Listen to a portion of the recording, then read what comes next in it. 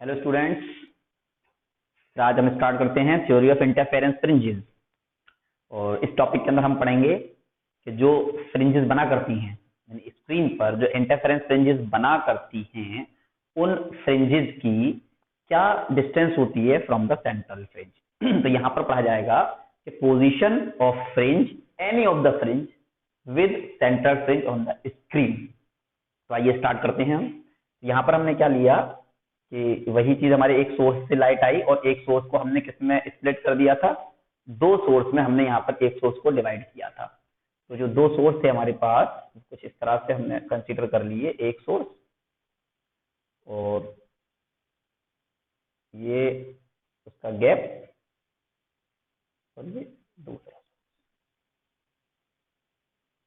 इस तरह से हमारे पास क्या थे, ये S1 यहाँ से हमने S2 माना था, ये S1 है और ये S2। इन दोनों के बीच का डिस्टेंस कितना है, D है। S1 और S2 के बीच का डिस्टेंस कितना है, ये डिस्टेंस D है। यहां पर कहीं हमने मान लिया हमारा स्क्रीन रखा हुआ है, तो एक लाइट रे हमने यहां से कंसीडर कर ली वेव और दूसरी वेव हमने ये कंसीडर कर ली, ये दोनों पॉइंट P पर जाके मिले यहाँ। इसी के साथ साथ हमने ये सेंटर पर हमेशा क्या मिलता है, यहाँ सेंटर होता है, यहाँ पर हमें ब्राइट फ्रिंज मिलता है। क्या मिलता है, ब्राइट फ्रिंज मिलता है। ये टोटल डिस्टेंस क्या है, D। तो यहां से यहां तक का डिस्टेंस रहेगा D/2 और यहां से यहां तक का डिस्टेंस रहेगा D/2। और यहां से इस फ्रिंज P फ्रिंज की जो पोजीशन है वो हमने मानी है X। क्या मानी है, यहां से X। तो हमें ये X फाइंड करना है। इन दोनों के बीच का जो डिस्टेंस है वो है capital D। Is it clear? यानी सिंगल सोर्स को हमने दो सोर्स में डिवाइड किया, S1 S2, दो सोर्स है, यहाँ से लाइट वेव्स निकले और ये हमने कंसीडर कर लिया कि ये लाइट वेव्स कहीं P पॉइंट पर जाके मिले, यानी कि कोई फ्रिंज है, एक P पॉइंट पर कोई भी फ्रिंज है। तो हमने इस P पॉइंट वाली फ्रिंज को पोजीशन निकाली यहाँ से X, यानी कि कितनी डिस्टेंस पर। यहाँ पर बनता है सेंट्रल ब्राइट फ्रिंज। क्या बनता है, सेंट्रल। हमेशा सेंटर पर एक ब्राइट फ्रिंज बनेगा और हमें इस ब्राइट फ्रिंज से कितनी डिस्टेंस पर कॉन्जिक्यूटिवली डार्क ब्राइट फ्रिंजेस जो बनेंगी उसकी पोजीशन फाइंड करनी है, called theory of interference fringes. अब आगे बढ़ते हैं हम। तो हमें क्या निकालना है, पाथ डिफरेंस निकालना है। S1P और S2P, इन दोनों के बीच का जो पाथ डिफरेंस होगा, यहाँ से यहाँ तक का जो डिस्टेंस है, ये वाला डिस्टेंस होगा पाथ डिफरेंस। ओके, ये डिफरेंस जो होगा S2P में से S1P माइनस करके ये बचेगा और ये हमारे पास आएगा पाथ डिफरेंस। हमें ये पाथ डिफरेंस फाइंड करना है, ठीक। क्योंकि पाथ डिफरेंस हमें पता चल जाता है तो हमें पता लगता है कि कंस्ट्रक्टिव इंटरफेरेंस के लिए पाथ डिफरेंस कितना होना चाहिए, डिस्ट्रक्टिव इंटरफेरेंस के लिए पाथ डिफरेंस कितना होना चाहिए, हम पढ़ चुके हैं। यानी कि जब कंस्ट्रक्टिव इंटरफेरेंस होता है तो ब्राइट फ्रिंज बनती है, तो जहां पर कंस्ट्रक्टिव इंटरफेरेंस होगा तो हमें ब्राइट फ्रिंज की पोजीशन मिल जाएगी, जहां पर डिस्ट्रक्टिव इंटरफेरेंस होगा हमें डार्क फ्रिंज की पोजीशन मिल जाएगी। तो उसके लिए सबसे इंपॉर्टेंट क्या है, path difference. We have to find the path difference. तो पाथ डिफरेंस फाइंड करने के लिए इन सभी कंडीशन को हम अप्लाई करते हैं। यहाँ पर हमने एक पॉइंट ए लिया है और यहाँ पर हमने एक पॉइंट बी लिया है और ये है सेंट्रल पॉइंट ओ। तो डिस्टेंस हम लेते हैं पी पॉइंट की फ्रॉम ए एंड बी। तो ग्राफ फिगर के अकॉर्डिंग पी से लेके ए तक का जो डिस्टेंस है हमारे पास, वो डिस्टेंस जगह पूरा डिस्टेंस एक्स है, dy/2 माइनस कर लिया जाएगा, एक्स माइनस d/2। और पी से लेके जो बी तक का डिस्टेंस है वो हो जाएगा एक्स प्लस d/2। आइए आगे बढ़ते हैं। तो अब देखो हमें पार्ट डिफरेंस निकालना है। सबसे पहले निकालते हैं हम इन ट्राइंगल S1AP। ये S1PA, ये वाला जो ट्राइंगल है S1AP कह सकते हैं। इस ट्राइंगल के अंदर हम देख रहे हैं तो ये एक 90 डिग्री एंगल है, ये राइट एंगल ट्राइंगल है। तो इस राइट एंगल ट्राइंगल में हमारे पास हमें ये S1P निकालना है। तो S1P स्क्वायर इक्वल्स टू हो जाएगा S1A square plus AP square. S1A है मेरे पास D स्क्वायर प्लस AP की वैल्यू है मेरे पास x माइनस D/2 स्क्वायर। अब यहां से हम इसको ओपन कर देते हैं तो D square plus A square B square minus 2ab, तो हमें मिलता है D square plus X square D square upon 4 minus x D. ये हमें मिलती है S1P की वैल्यू, S1P स्क्वायर की वैल्यू हमें यहाँ से मिल जाती है। ठीक, इसी तरह से इन ट्राइंगल S2BP, तो S2BP में S2P जो है वो हाइपोटेनस है, तो हो जाएगा S2P स्क्वायर, सब स्टूडेंट देखेंगे गौर से, equals to S2B square plus B से P तक का डिस्टेंस स्क्वायर, ये D स्क्वायर हो जाएगा, और ये है हमारे पास X plus D upon 2 square. So we get D square plus A plus B को स्क्वायर ओपन करेंगे, A square plus B square plus 2AB, so it becomes D square plus X square plus D square by 4 plus XD, तो ये आता है हमारे पास S2P square. Now हमें path difference find करना है, तो S2P में से S1P माइनस करना पड़ेगा। तो यहां से देखें, S2P square minus S1P square हम निकाल लेते हैं, तो S2P ये सारी वैल्यूज लिख देते हैं, D square plus X square plus D square upon 4 plus XD minus, ये सारी वैल्यूज माइनस साइन चेंज हो जाएगा इनका, D square minus X square minus D square by 4 और प्लस XD, तो ऑल दीज कैंसिल। इसको लिख सकते हैं हम S2P plus S1P and S2P minus S1P। A square minus B square की प्रॉपर्टी हमने यूज की, A plus B and A minus B equals to XD plus XD, ये बचता है 2XD। इसको कहते हैं हम पाथ डिफरेंस, ये टर्म जाएगा वहां पर नीचे, जब लिखा जाएगा path difference P, so it becomes 2XD upon S2P plus S1P। अब यहां से देखते हैं हम, if point P lies close to O, यानी कि ये फ्रिंज हमने बहुत दूर लिया है, अगर ये फ्रिंज कहीं O के क्लोज नजदीक बन जाए तो ये दोनों ही डिस्टेंस कैसे हो जाएंगे, S1P और S2P लगभग D के बराबर हो जाएंगे। So S2P S1P equals to capital D, किसके बराबर में, लगभग capital D। So from first we get path difference equals to 2XD D plus D, so D plus D becomes 2D, it becomes 2D, so we have P equals to XD upon D। तो यहां है हमारे पास path difference between the waves.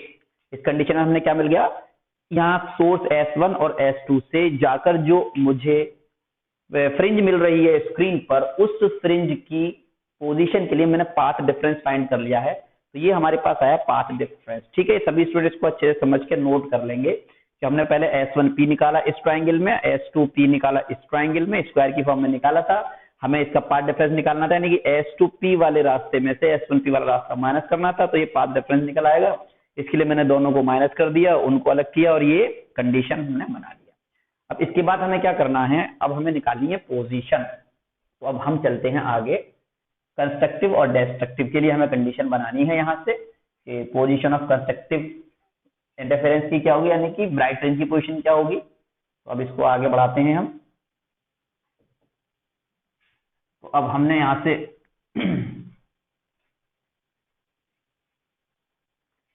आगे बढ़ना शुरू किया। तो पहला केस है position of bright fringe.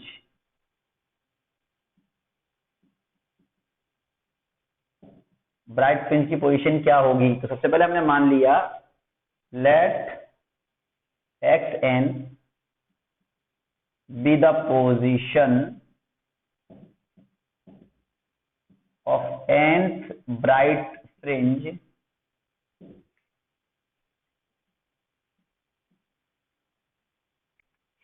from central। तो therefore जो पाथ डिफरेंस है वो xn d अपॉन d हो गया, और यहां से हमारे पास x एंड पाथ डिफरेंस जो होता है किसके लिए? ब्राइट फ्रिंज के लिए। कंस्ट्रक्टिव के लिए वो क्या होता है, वो हमने निकाला था एन लैम्डा। क्या निकल कर आया था? N lambda. बच्चों सभी को याद होगा, जो पाथ डिफरेंस आया था वो कंस्ट्रक्टिव इंटरफेरेंस के लिए क्या आया था? N lambda. अब हमने क्या किया, इन दोनों के इक्वल कर लिया, तो हमारे पास आया है X N D upon D equals to N lambda and X N equals to N lambda D upon D. तो ये क्या आता है? ये आ जाता है हमारे पास position of nth bright fringe from the central maxima. यानी कि यहां से किसी भी फर्स्ट फ्रिंज के लिए निकालेंगे तो एन की वैल्यू 1 लगा देंगे, सॉरी एन की वैल्यू 0 से निकालेंगे हम, where N equals to 0 1 2 3 and so on, ये निकल कर आ जाएगा हमारे पास। ठीक है, तो 0 का मतलब सेंटर पर निकालनी है, सेंट्रल फ्रिंज जो होती है वो तो ब्राइट फ्रिंज होती है। उसके बाद में जैसे हम बढ़ेंगे 1 2 3, जब हम बढ़ाते चले जाएंगे तो हमारे पास क्या मिलता चला जाएगा, ये फ्रिंज की पोजीशन पहली कहां बनेगी, दूसरी कहां बनेगी, तीसरी ब्राइट फ्रिंज कहां बनेगी, ये हम यहां से फाइंड कर सकते हैं। अब हम आते हैं पोजीशन ऑफ डार्क फ्रिंज। कहां से निकालते हैं? पोजीशन ऑफ डार्क फ्रिंज हम निकालते हैं यहां से। उसके लिए कंडीशन समझते हैं, पोजीशन ऑफ डार्क फ्रिंज।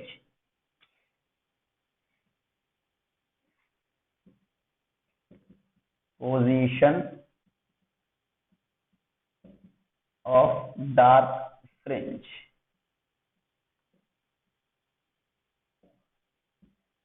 अब डार्क फ्रिंज की पोजीशन के लिए हम आगे बढ़ते हैं, तो हमारे पास जो एक्स एन होता है वो तो यही है, सॉरी पी जो है पाथ डिफरेंस, तो पाथ डिफरेंस है X N D upon D and path difference जो इसके लिए होता है वो आता है 2n-1 lambda by 2।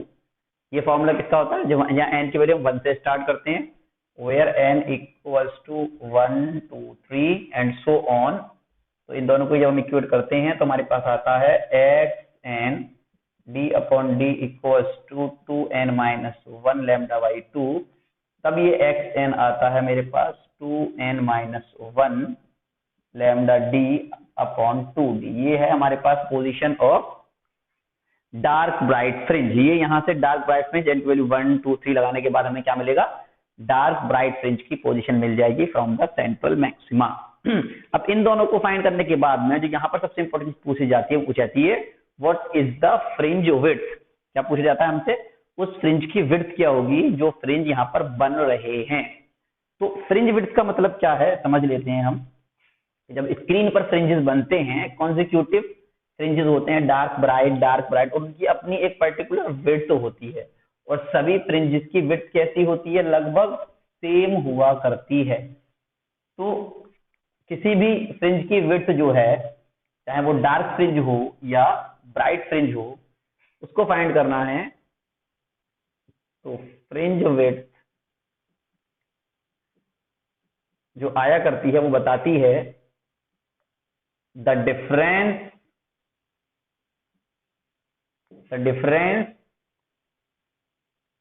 between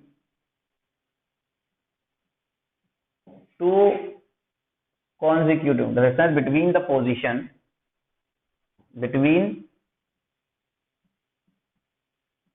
position of two consecutive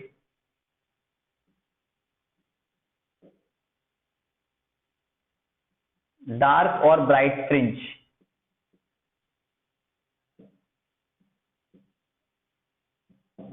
is called fringe width।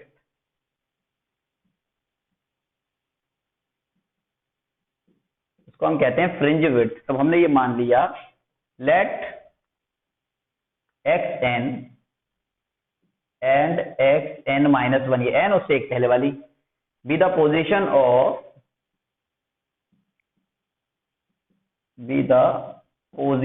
Of two consecutive bright fringes. हमने क्या ले लिया? दो कॉन्जिक्यूटिव ब्राइट फ्रिंजेस की हमने ये पोजीशन कंसीडर कर ली है। इसको मिटा देते हैं, इसकी कोई जरूरत नहीं है।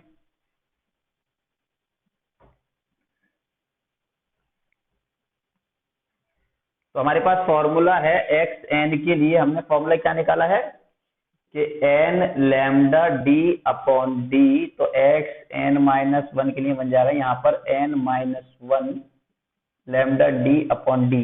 देयरफॉर फ्रिंज विड्थ को बीटा से दिखाते हैं, जो इन दोनों के बीच की पोजीशन के डिफरेंस के बराबर आएगा।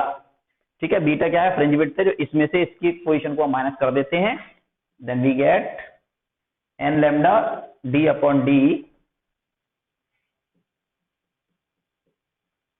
Minus N minus one lambda D upon D. यहां से हम क्या minus lambda D upon D हमने कॉमन निकाला, N minus N plus one, N से एन कैंसिल हो गया, तो हमें मिलता है beta equals to D lambda upon D. ये हमारे पास आ जाती है फ्रिंज विड्थ, किसी भी स्क्रीन पर बनने वाली इंटरफेरेंस फ्रिंजेस की विड्थ कितनी होगी, वो इतनी होगी जो डिपेंड करेगी स्लिट की डिस्टेंस पर, लैम्डा वेवलेंथ पर, और कैपिटल डी यानी कि डिस्टेंस बिटवीन द फ्रिंजेस, इस पर डिपेंड करती है। तो यहां से हम फ्रिंज विड्थ फाइंड कर सकते हैं, पोजीशन फाइंड कर सकते हैं डार्क और ब्राइट फ्रिंज की। इस टॉपिक पर बेस्ड कुछ न्यूमेरिकल करते हैं, ये टॉपिक अच्छे से क्लियर हो जाएगा।